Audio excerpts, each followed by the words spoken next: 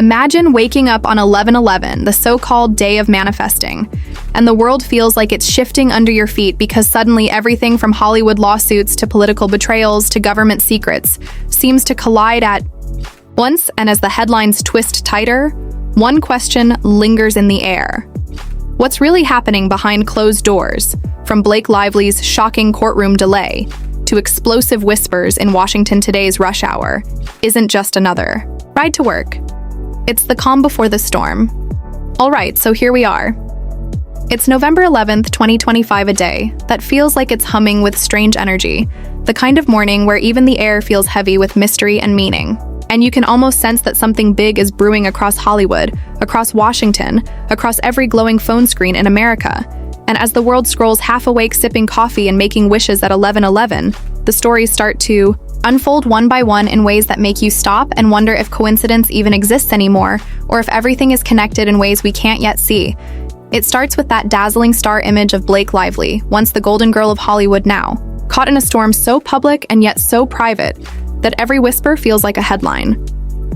She and Justin Baldoni have been locked in a legal tug-of-war that's dragged the entire entertainment industry into its orbit. And now something strange has happened. Both sides have agreed to an extension of expert discovery. Just a week, they say. Just a scheduling conflict, they claim. But to anyone who's watched a courtroom drama before, a delay isn't just a delay. It's strategy. It's nerves. It's the quiet before something huge breaks, and that's what has everyone watching closer. The judges, the fans, the lawyers, the reporters, all waiting for what's next, because if Blake and Baldoni are buying time, maybe it's because the next move is the most dangerous one yet. The papers say it's routine, but anyone who's lived through a storm knows when the wind changes. You pay attention. This isn't about paperwork. It's about positioning. It's about who has the stronger hand, who's holding the truth, and who's just trying to make it look that way. Both camps are bringing in experts, people who will testify, not just about numbers or contracts, but about character, about image, about reputation. These are the voices that can make or break a person in Hollywood, and that's what's really at stake here. Not just money, not just brand deals, but legacy. Imagine being Blake, Lively, walking into rooms that once adored you, now filled with silence and stares. Imagine being Justin Baldoni, trying to rebuild your reputation while knowing every statement, every post, every breath could be twisted and turned by public opinion.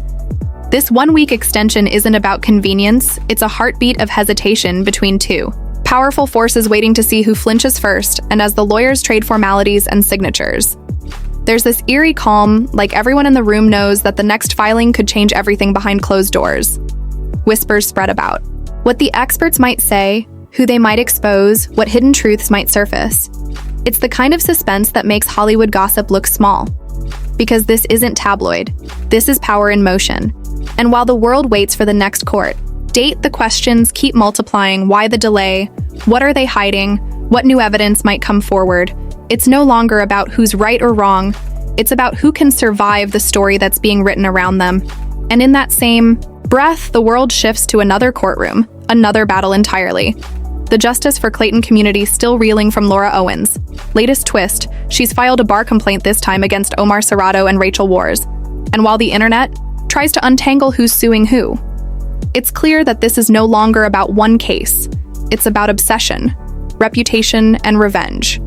People who once stood shoulder to shoulder now turning on each other like chess pieces in a never-ending match. She didn't even show up to her last hearing, and yet somehow she's filing appeals, claiming lack of accommodation, claiming injustice. The judge threw out her request last week, and the crowd outside the courthouse could feel the tension, like a pulse beating beneath the concrete. Laura says she's misunderstood. Her critics say she's manipulative. And in the middle of all this chaos are the victims. Their families, the bystanders, the content creators, the commentators, all dragged into the swirl of accusations and counterattacks. And as the cameras flicker and the social feeds explode, the truth feels further away than ever. Some say she's filing appeals to stall others, think she's setting up for something bigger. Maybe a federal complaint, maybe a media move, whatever it is, it's working because everyone is still watching, and that's the power of a spectacle in 2025.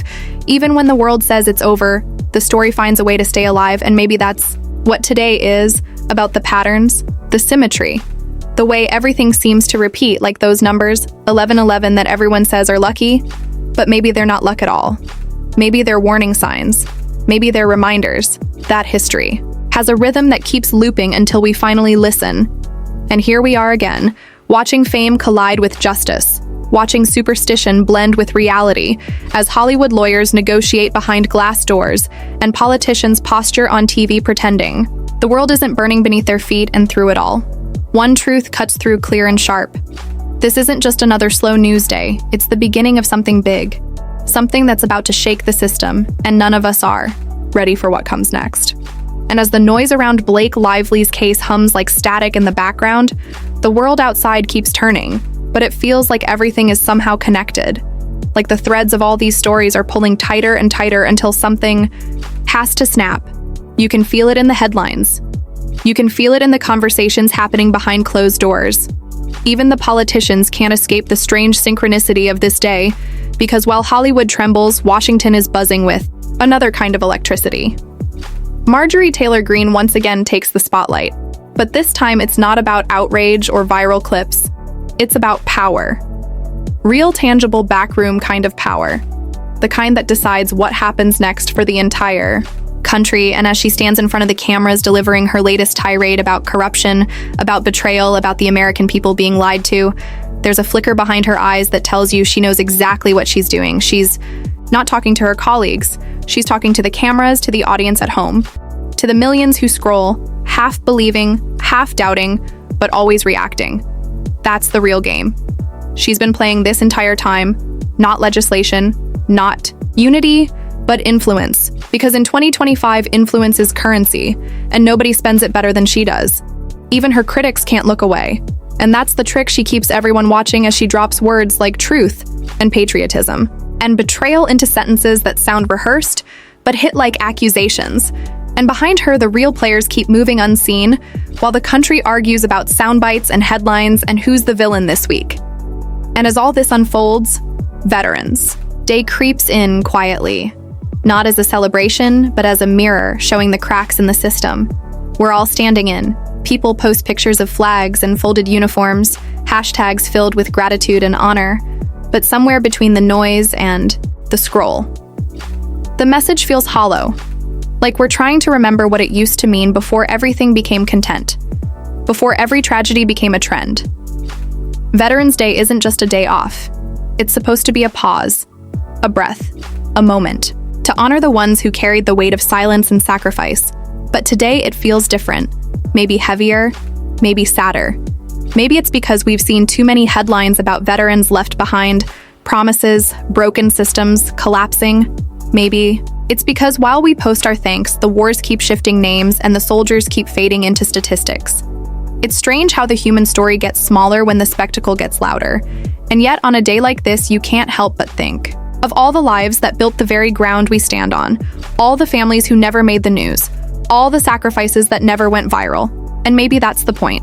Maybe that's the quiet truth sitting beneath all the noise that we forgot. How to listen, how to slow down, how to see each other outside of screens and lawsuits and breaking news. We've become a society addicted to drama, to conflict, to the next twist, even when it's eating us alive. And maybe that's why these stories collide the way they do. Blake Lively fighting to protect her image. Marjorie Taylor Greene fighting to stay relevant. Laura Owens fighting to stay visible. They're all mirrors of the same hunger, the same fear of being forgotten, of losing control, of the narrative, and in some strange way, we're all part of it, feeding it, sharing it, analyzing it. Because the truth is, the line between fame and survival has never been thinner.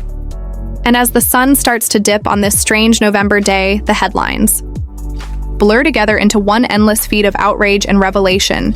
People refresh their screens again and again, waiting for something new, some kind of answer, but all they get are echoes.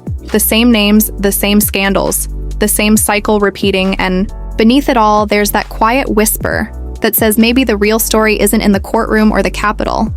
Maybe it's in the silence that follows when the cameras turn off, when the tweets stop, when the noise finally fades, and we're left with the truth of who we've become, a culture that worships exposure and fears vulnerability, that confuses attention with meaning, that forgets the cost of what it's watching and still can't look away. And as night falls on 11/11, the symbolism feels too sharp to ignore, because this day of alignment, this day of wishes, this day of new beginnings, somehow feels more like a reckoning. A reminder that you can delay discovery in court, but you can't delay the truth forever. You can spin the story, but you can't escape its weight. You can call it coincidence, but maybe it's fate catching up to everyone all at once. And so as this day draws to a close and the world exhales after a storm of stories, the truth lingers in. The air like smoke you can't quite see, but you can feel Blake Lively's case still hangs in limbo. Not because of what's on paper, but because of what it represents, a collision of fame, privacy, and power, in a time when every secret is just one leak away from becoming a spectacle. The 1-week extension sounds procedural, but it's really the pause before the next detonation. Everyone knows it, the lawyers, the fans, the insiders. Because Hollywood doesn't just fight with lawsuits, it fights with image and narrative, and right now both are cracking under pressure. The irony of it all is that Blake once played the role of America's sweetheart. Her life looked like a curated dream, family beauty, grace perfection. But this case has stripped all that polish away, revealing the fear that every public figure carries when the story turns against them. She's not just fighting a legal battle, she's fighting for her identity, for the right to define herself before someone else does. That's the tragedy of modern fame. It gives you everything, then demands all of it back when you stumble. And for Justin Baldoni, it's no less brutal. He's been painted as both hero and villain. Sometimes in the same sentence, his supporters say he's standing up for truth. His critics call it vengeance, but the truth probably lives somewhere in the gray between them. And that's the hardest part about stories like this. The lines blur, the motives twist, and by the end, no one comes out clean and beyond Hollywood's chaos. The echoes of Veterans Day and political noise remind us that this isn't just about celebrity, it's about the culture. We've built a culture that feeds on conflict and spectacle that scrolls through outrage like it's entertainment. We watch legal filings the way we used to watch movies. We analyze apologies like plot twists. And somewhere in the middle, we forget that these are real people with real consequences for their choices. Every story becomes a mirror, and when you look close enough, you start to see yourself reflected back in the hunger for validation, in the obsession with being right, in the exhaustion of always having to perform. Today was supposed to be about remembrance and unity, but instead it became a perfect reflection of the times we live in, loud, divided, endlessly distracted, and yet somewhere deep down, still hopeful that meaning exists in the mess. Maybe that's why the date 11/11 hits so hard, because it represents alignment clarity, a wish that things could finally make sense. But the truth is, life doesn't work like that. Justice doesn't work like that. Fame certainly doesn't work like that. The real alignment isn't in the numbers or the stars. It's in the moments when we stop running from the noise and start listening to what it's trying to tell us. The stories we've watched unfold today, from Blake's fragile legal dance to Laura Owen's defiant filings to Marjorie Taylor Greene's performative outrage, all share one thread: the desperate human need to be heard, to be seen, to be believed. And yet every time someone speaks louder, the world somehow grows quieter, because we're drowning in voices and starving for understanding. Maybe that's why this November feels so heavy. Maybe we're starting to realize that truth doesn't live in trending hashtags or viral clips. It lives in the small choices, in the quiet pauses, in the courage to admit when we're wrong or when we're afraid. As the city lights flicker and the night settles over a restless world, the noise begins to fade, but the questions remain. What happens when the extensions run out? When the final verdict comes? When the truth can't be hidden behind experts or statements? What happens when the masks fall away and the stories finally end? Maybe that's when we start over. Maybe that's when we learn. Maybe that's when we stop treating life like a performance and start remembering what it means to be human. Because beneath the trials, the politics, the media storms, there's still a heartbeat, still a chance, still time to realign. And maybe that's what 11/11 was trying to tell us all along, that even in the chaos, even in the confusion, there's a chance to make a wish for something real and to finally listen when the universe whispers, "It's time."